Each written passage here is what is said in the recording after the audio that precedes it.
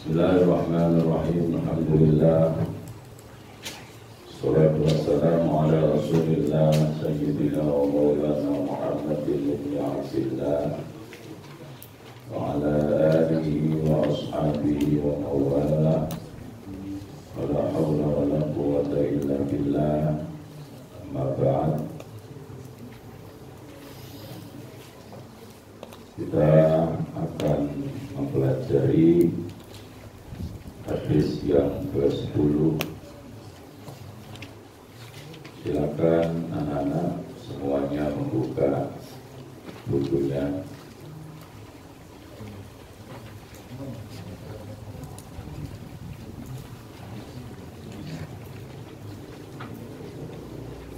Kita baca bersama-sama. Bismillahirrahmanirrahim. Bismillahirrahmanirrahim. Hadis ke-10. Hadis tentang surga di bawah telapak kaki ibu.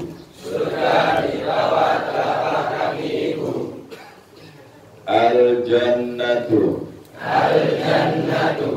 tahta aqdamil ummahati. Al-jannatu tahta aqdamil ummahati.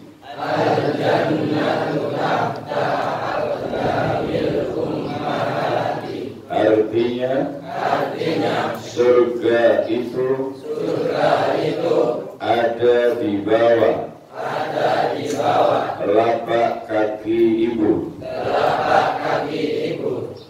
Hadis riwayat An-Nasa'i, Ibnu Majah, Ahmad, dan disahihkan oleh Al-Hakim. Kita ulang baca bersama-sama. Kalian semuanya baca mulai dari Bismillah. Bismillahirrahmanirrahim. Hadis tentang surga di bawah telapak kaki ibu. Al-jannatu tahta aqdamil ummahati. Artinya surga itu ada di bawah telapak kaki ibu. Hadis riwayat An-Nasa'i, Ibnu Majah, Ahmad, dan disahihkan oleh Al-Hakim. Baik. Hadis ini sangat populer. Dan harusnya tidak ada satupun di antara kalian yang tidak hafal, walaupun tidak perlu menghafalkan, karena sudah sering mendengar. Tapi tentu yang saya inginkan anak-anak tidak sekedar hafal, tapi hafalan kalian betul-betul diikuti dengan pemahaman, lalu disertai pula dengan pengamalan. Anak-anak sekalian, hadis ini walaupun secara tekstual menunjukkan bahwa surga itu di bawah telapak kaki ibu, bukan berarti kemudian kita hanya diperintah untuk berbakti kepada ibu. Bahwa hadis ini berbunyi seperti itu ya, untuk menunjukkan bahwa bagaimanapun juga seorang ibu itu perjuangannya untuk kehidupan anak-anaknya lebih awal dan lebih banyak. Dimulai dari mana? Dimulai di saat kalian ada di dalam kandungan. Yang mengandung kalian adalah Ibu. Bapak kamu keluyuran, ibu kamu menanggung beban. Ya. Maka tidak heran kalau kemudian ibu diberi penghargaan besar oleh Allah. Ya tentu syaratnya asal ikhlas. Karena kan beremeng aja, sambat aja, ya sejumlahnya urusan. Ya, mulanya sing wedok-wedok nek gak kepengin dadi lanang. Nah mungkin kan, ya sudah itu kodrat. Kemudian ketika melahirkan kalian, taruhannya bukan sekedar taruhan harta, tapi taruhannya taruhan nyawa. Apalagi kalau kamu di dalam kandungan rodok nakal. Ya, neng jero weteng wis rada bedhi. Ora nek nang jero bedhi ini ora kene nang jero weteng wis mulai bedhi. Ya ta ya. Mestinya kalau sudah kandungan semakin tua, itu cabang bayi posisi kepalanya mesti di bawah. Ono sing gak terima petangkre. Ya, akhirnya apa? Akhirnya ketika keluar di USG kakinya dulu berat. Nah kalau sekarang dokter kandungan milik jalan pintas, operasi. Ya, operasi. Itu pengorbanan seorang ibu. Berarti bapak tidak korban sama sekali, saya bilang. Pengorbanan bapak juga besar. Karena apa? Karena memang di antara laki-laki dan perempuan itu sudah ditentukan bagiannya masing-masing oleh Allah. Apa yang menjadi beban seorang laki-laki tidak mungkin ditanggung oleh seorang perempuan. Sebaliknya, apa yang menjadi tanggungan seorang perempuan tidak mungkin ditanggung oleh seorang laki-laki. Karena memang Allah sudah menentukan itu. Sehingga hadis ini sekali lagi hanya untuk menunjukkan memang pengorbanan seorang ibu itu jauh lebih besar untuk proses kehidupan anak-anaknya. Lebih besar pastinya. Tapi bukan berarti kemudian ayah tidak punya nilai. Makanya kemarin waktu kajian kajian tauhid ya, saya bilang jangan pernah kamu punya keinginan sedikit pun untuk meremehkan orang tua kalian. Apapun keadaan mereka, bagaimanapun kondisi mereka, kayak apapun perlakuan mereka, mereka tetap orang tua kalian dan tidak akan pernah tergantikan. Makanya tidak ada mantan bapak, ya, tidak ada kan? Tidak ada.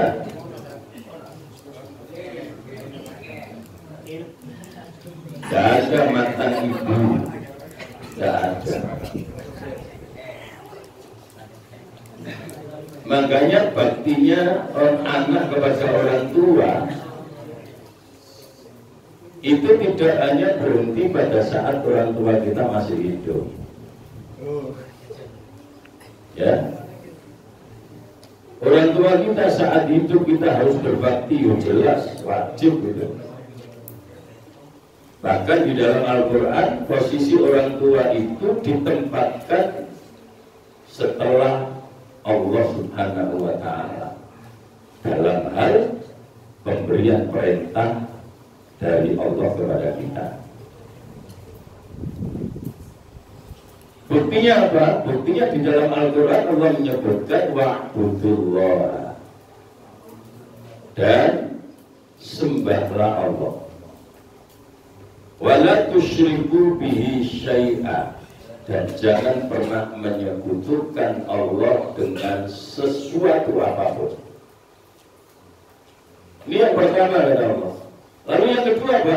Yang kedua, wabil walidaini ihsana, dan kepada kedua orang tua harus berbuat baik, harus berbakti kepada kedua orang tua.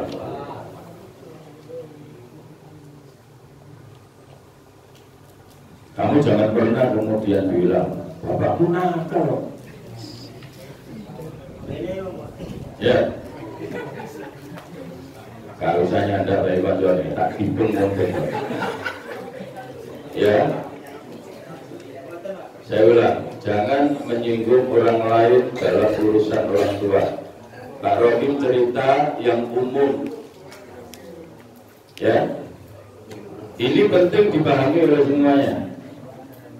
Jadi paling bahasanya bapak mau nakal, tak tahu ngurusi kawan, tetap itu bapak. Lalu dia tidak bertanggung jawab, biar urusan tanggung jawab dia nanti di hadapan Allah sendiri, bukan urusan dengan kamu. Ya, ini penting. Ya, teman-teman. Jadi kalau ada orang tua, ayah atau ibu yang menurut kamu tidak menjalankan tugasnya dengan baik, itu bukan urusan kamu. Itu urusan dia, nanti tanggung jawabnya di hadapan Allah Subhanahu wa Ta'ala. Urusan kalian, urusan kita semua sebagai anak, tetaplah posisi wajib berbakti kepada orang tua. Pada saat orang tua kita masih hidup, tingkat bakti kita kepada orang tua harus maksimal. Mulai dari apa? Mulai dari sikap kita kepada orang tua. Ya, semua sing biasa berwong tua nyetak barang itu. Iblis rumah kali. Ya. Diperhatikan. Ya. Jadi kalian yang posisinya sebagai anak. Ya. Jadi dalam hal kita berbakti kepada kedua orang tua, saat orang tua kita masih hidup, jaga ucapan, sikap, dan perilaku kalian. Kalau Al-Quran memberikan tuntunan kepada kita jelas, wala taqul lahuma uffin. Kamu bilang monotoil haram.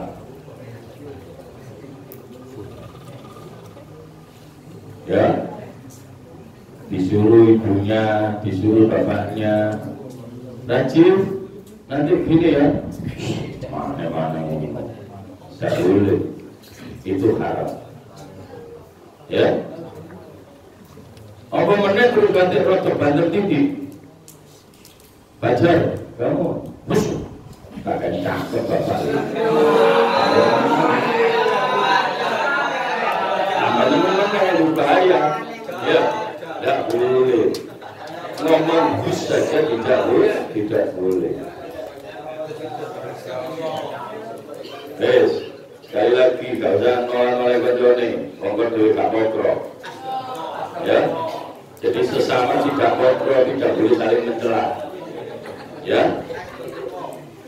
sama-sama tidak pokronya, tidak boleh saling mencela. Perbaiki diri kita masing-masing. Ya. Kemudian apalagi bukti kita untuk berbakti kepada orang tua, termasuk diantaranya meski orang tua kita masih hidup, kita diperintah untuk selalu mendoakan keduanya.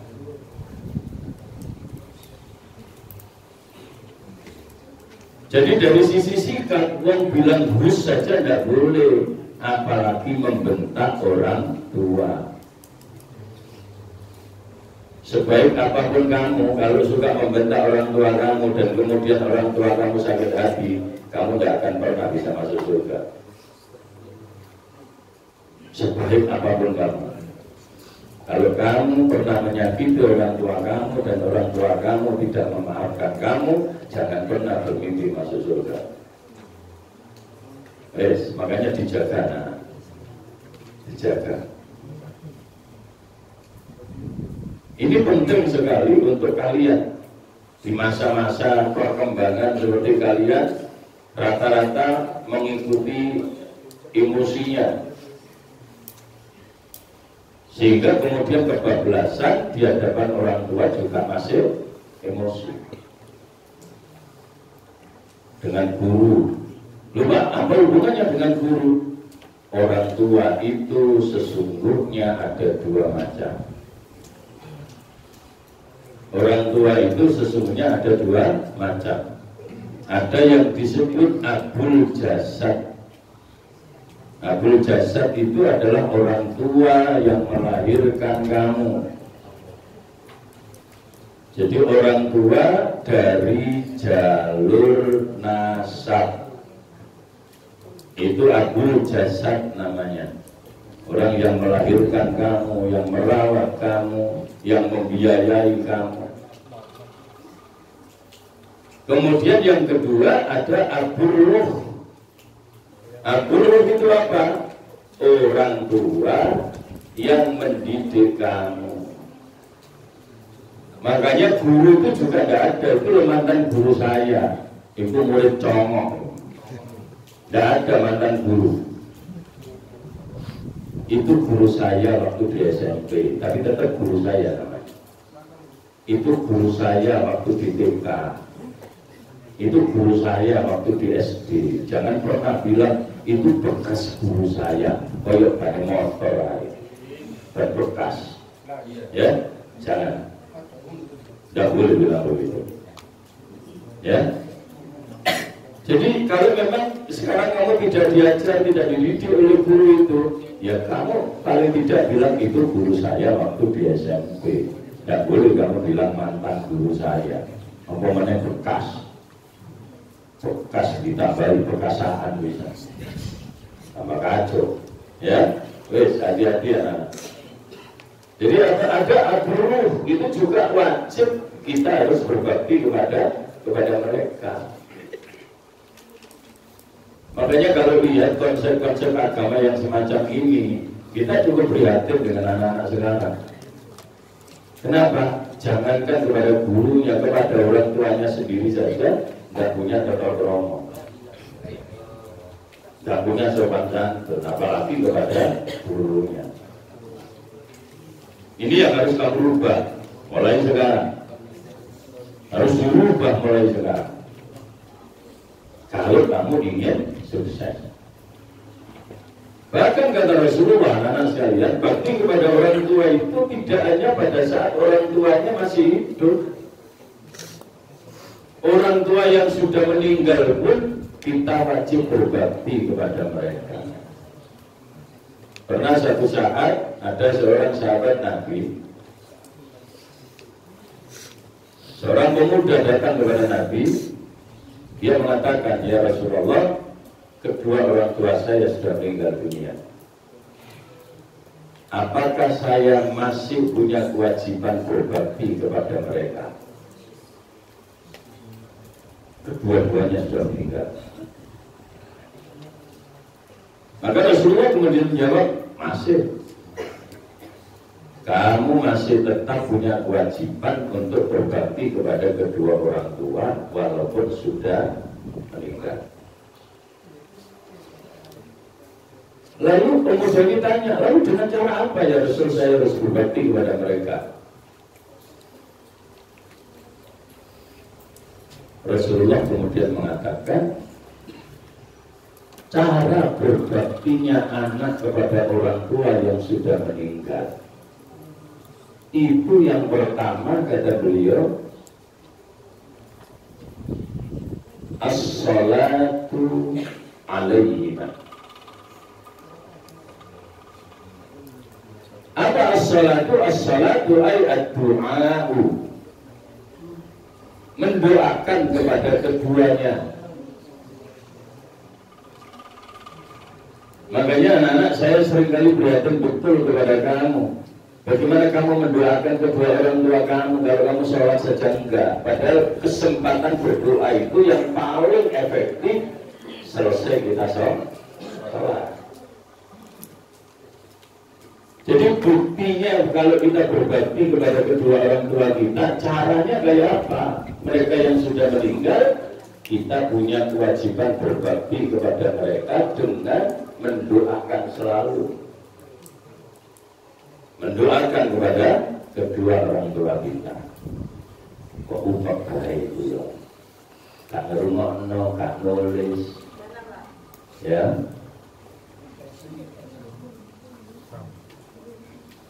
Nanti kalau nilainya jelek, masalah, yang rugi kamu sendiri. Ya, kalau saya nggak rugi sama sekali. Itu baru nilai rapor, belum nilai kehidupan. Karena yang saya ajarkan bukan sekedar bekal untuk bekerja. Ya, satu, apa tadi? Mendoakan keduanya. Yang kedua kata Rasulullah, wal istighfaru lahuma, memintakan ampun untuk kedua orang tua kita. Makanya saya bilang tadi, kesempatan yang paling efektif ya ketika kita di sholat, kita berdoa. Lalu di dalam doa itu kita minta perlindungan kepada Allah untuk diri kita, minta pengampunan kepada Allah untuk diri kita dan juga untuk kedua orang tua kita. Rabbil firli wali walidayya warhamhuma kama rabbayani shaghira. Jadi mendoakan kepada keduanya, kemudian memintakan ampun untuk keduanya. Kemudian yang ketiga, wa infadhu ahdihima min ba'dihima, menjalankan wasiat yang ditinggalkan oleh keduanya. Jadi kalau kamu pernah diberitahu oleh orang tua kamu dengan kata-kata, Gus, menenek bapak wis gak ono Gus, kon ngene Gus yo. Itu namanya wasiat. Ya. Imam dipanggil sama ibunya. Mam, menek nek ibu wis gak ono, Mam, warunge genten ono, Mam. Itu namanya wasiat. Ya, itu namanya wasiat. Kemudian apa lagi? Yang keempat kata Rasulullah, ternyata bakti kepada orang tua yang sudah meninggal justru banyak sekali. Yang keempat apa? Wasilaturrahim allati la tusallu illa bihima, menyambung persaudaraan dengan saudara-saudara orang tua kita. Jadi menyambung persaudaraan dengan saudara-saudara, famili, kerabat orang tua kita. Nah sekarang kan enggak, begitu orang tua enggak ada, bisa nyambung belas, betul. Ya kan? Yang sering terjadi kan begitu. Padahal harusnya enggak boleh begitu. Nyambung persaudaraan kepada kerabat-kerabat famili kedua orang tua kita, itu bentuk atau wujud bakti kita kepada orang tua. Kemudian yang kelima, lebih jauh lagi.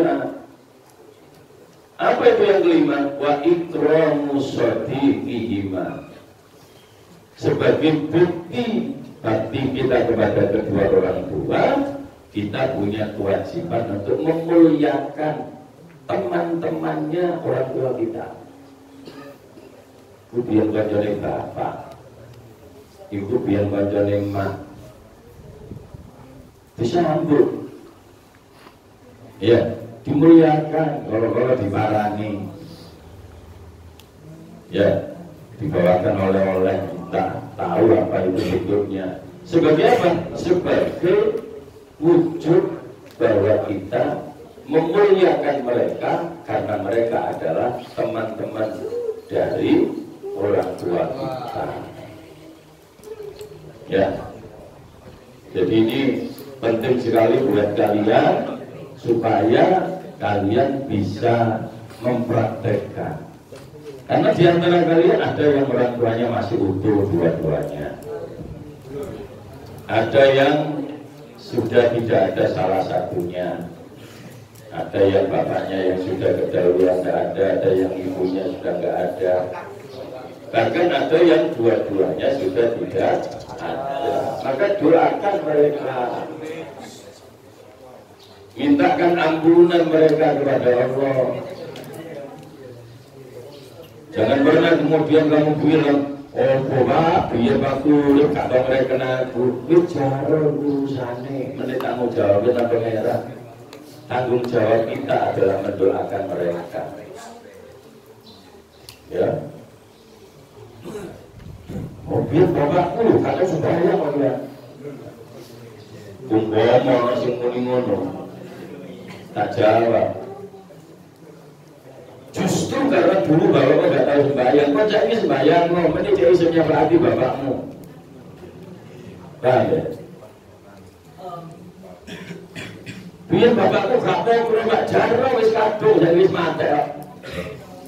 Justru kamu jadilah orang baik supaya besok bisa ngangkat derajat orang tua kamu waktu di akhirat.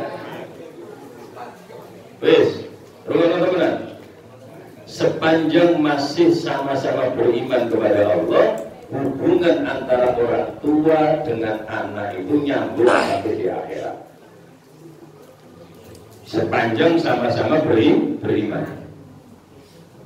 Bapaknya iman, ibunya iman, anak-anaknya iman kepada Allah, itu hubungannya nyambung sampai di akhirat. Sehingga di akhirat nanti ada anak yang bisa nyafaati orang tua, ada orang tua yang bisa nyafaati anak. Makanya jangan pernah kamu bilang kemudian, aku bikin waktu ini kok gak progres. Ya justru waktu itu gak progres, kalau jalan kalau gak progres. Ya, malah bodoh-bodoh gak progres nih. Bicara bapakmu sekarang gak progres, saya ini mata itu jalan. Ya.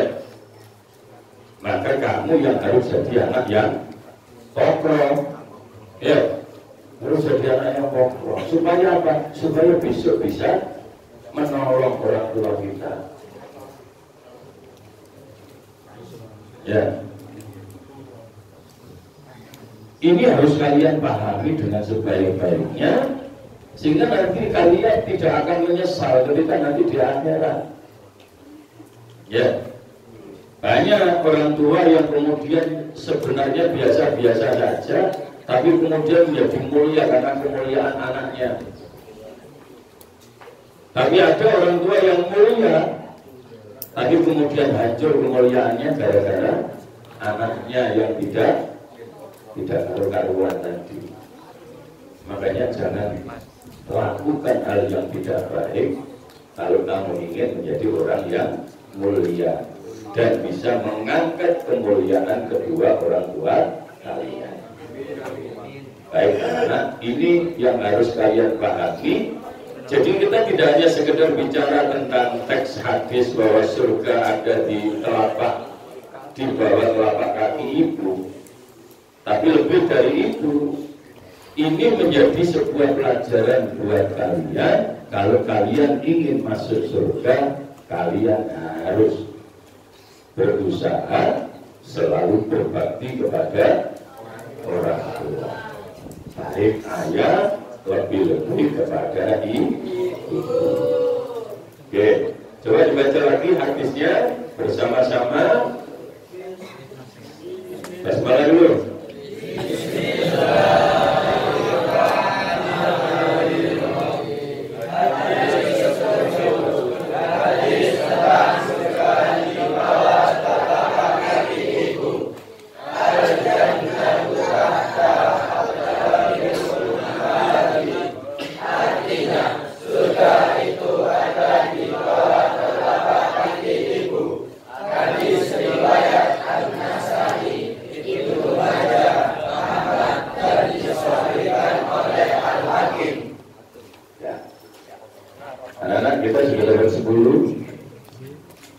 kemarin saya sampaikan target di PAS semester 1 hafalan sampai 15 hadis.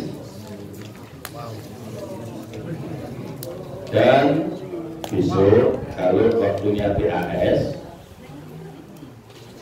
untuk pelajaran saya baik tauhid, hadis maupun Al-Quran tidak ada ujian tulis, semuanya ujian lisan yang dimulai dengan hafalan.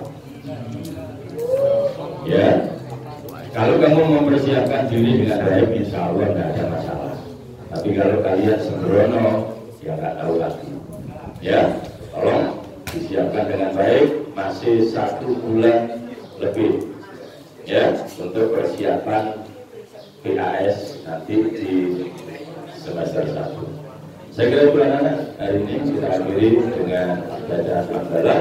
Alhamdulillah.